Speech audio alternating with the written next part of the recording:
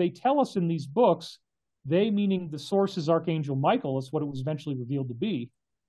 It tells us that something like the solar flash is going to happen next year in 2025. They call it the first wave of ascension, but they say that it will not destroy the Earth. We will not have a pole shift.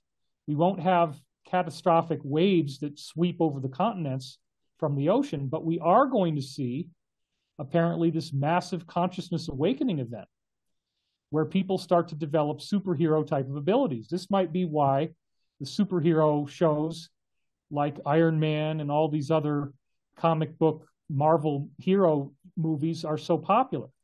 We might be getting ready to be turned into superheroes. And according to Archangel Michael, the degree of spirituality that you have, the degree of Christ consciousness, how loving you are, how humble you are, how much you have service to others, is going to determine how much ability you will gain when this happens.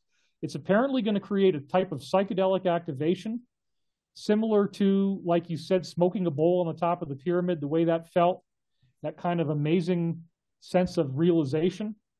Well, this is not going to involve any drugs. It's just going to involve a consciousness shift where it's as if we're all having a psychedelic trip and it just stays on. You can't turn it off anymore. So where does living in this? Where does the Christians will come in and say, well, the rapture.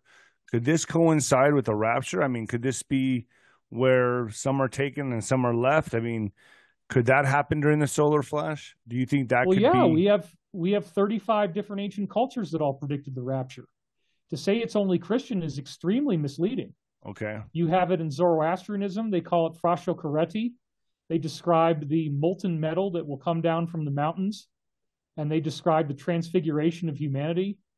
In Hinduism, it's called the Samvardhaka fire at the end of the age, or the Yuga fire at the end of the age.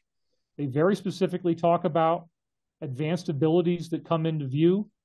And so there's hidden prophecies. For example, Mithraism had a prophecy of this. They portray the sun as the Leon Tecephalus, or the lion-headed. And in their Mithraic ceremonies, which were the precursors to Freemasonry, they have the aprons, they have the lodges, they build the lodge the same way. Masonry was designed on Mithraic mysteries.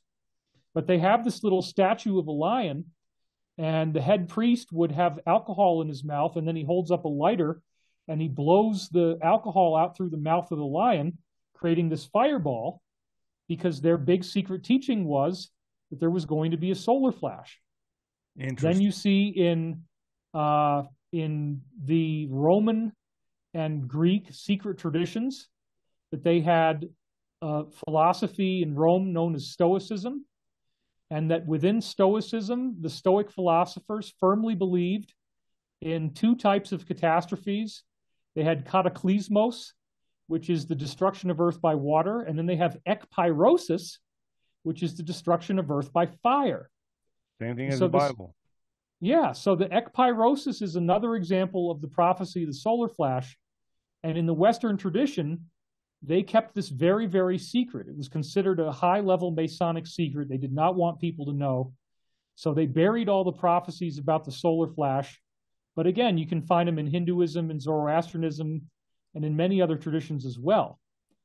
So the typical idea is that it's going to be catastrophic.